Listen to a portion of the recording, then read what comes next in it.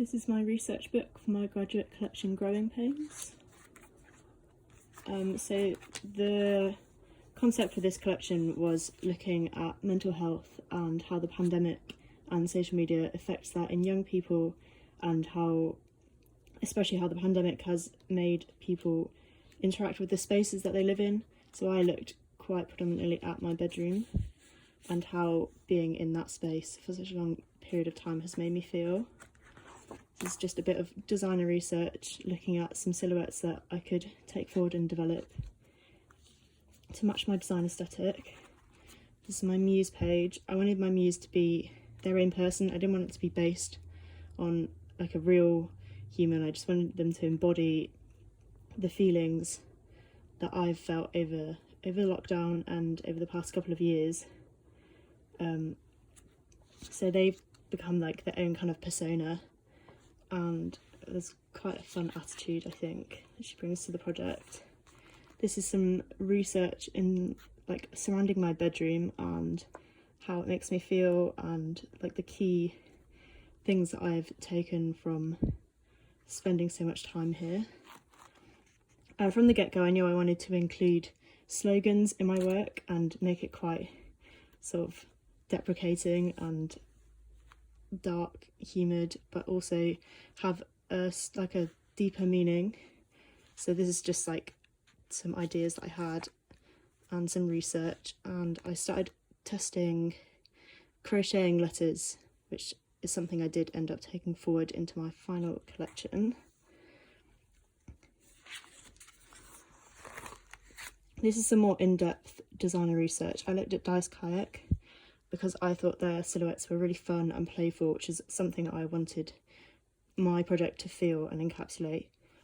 But I needed to make them more relevant to my design aesthetic, so I took all the bows away and I really played with the frills, and they kind of represent like layers of emotions, and it all being quite big and extreme in the current situation.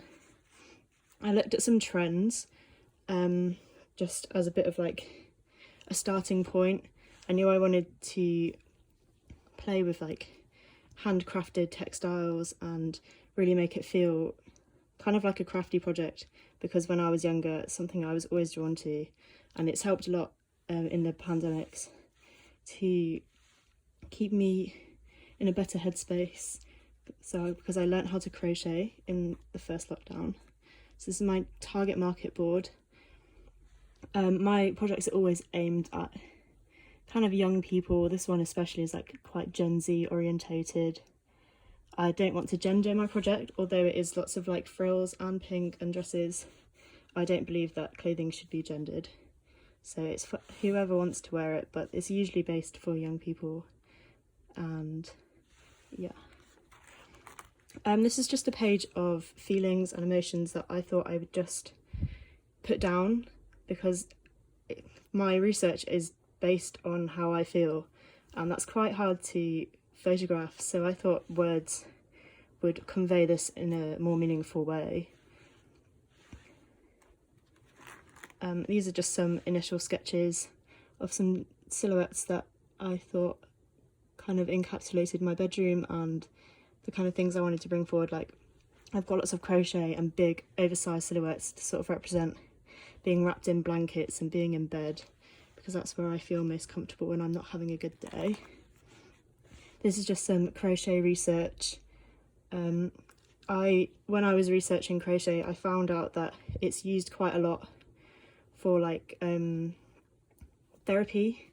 It's really good for relieving certain symptoms for some mental health issues, which I thought was really interesting. So I've got some samples of the colours that I took forward for my final project, and I played with maybe the idea of allocating each colour a feeling. I also started doing some colour theory, which started and ended with the pink, because I think that's the most predominant colour in my collection, but I thought it'd be interesting to look into what colours meant so that they had a real meaning as to why they were in my project. This is some more research into my bedroom. I decided to just sit in the middle of my room and draw the things I could see whilst I sort of spun around a bit. So I thought that was a really interesting like encapsulation of my bedroom, and this is like this sort of triggered the start of my print design development. So I've drawn things from my bedroom that stood out to me and made them into a print, which I think was quite successful, although I didn't end up using this fabric. And this is the start of my silhouette development for my hoodie, which I didn't end up taking forward into my final 2 outfits. And another piece of my research was walking and how being outside can clear your mind and give you some space to think and process your feelings, which is also where I found a lot of my colour palette, because there's lots of graffiti in Cardiff, which is really colourful and fun, so I thought that'd be a really nice thing to bring in. This is more outfit 1 development, which again didn't get taken forward, although I did bring elements of it into the new outfit that I chose. This is just some initial sketches for outfit 2, which I knew I wanted a big cardigan that kind of felt like a blanket. So I've got lots of like little samples and all the colours that I'd use. And I wanted my dress to have these big frills that were falling away to sort of represent the fragility of emotions and how things aren't ever permanent. And this is just some of the fabrics that I chose. These were my final fabrics for my collection. I also did some more sketches of some different crochet outfit ideas. Again, really playing with like the granny squares and making them feel like comfortable and soft and like they would have just come straight off of a bed. This is the start of my development for outfit 2. As you can see, this toile took a long time to get right, although it was such a simple silhouette. But I knew I wanted something on the front of it, like a motif. So this is where I started playing with like hearts. And this is just some of the planning I did to keep myself on track for making my cardigan. This one actually ended up being far too big, so I actually had to make it much smaller, which worked out for the best because it took a bit less time. But this was really, really useful for keeping me on track with making my cardigan. I also looked into social media quite briefly and how social media can affect mental health and how it's affected my mental health as well. I also looked into some puffer jackets to try and explore my silhouette a bit more, because this is where I started deciding that actually I didn't want my hoodie and I think I wanted to replace it with a puffer jacket. So this is where I started exploring this, and I wanted it to be really big and just kind of falling away, kind of like a duvet. Wanted it to like kind of feel like a crumpled up duvet but on the body.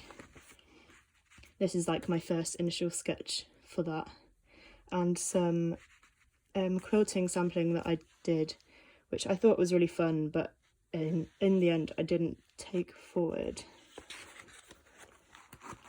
I also started planning smaller details like my garment labels.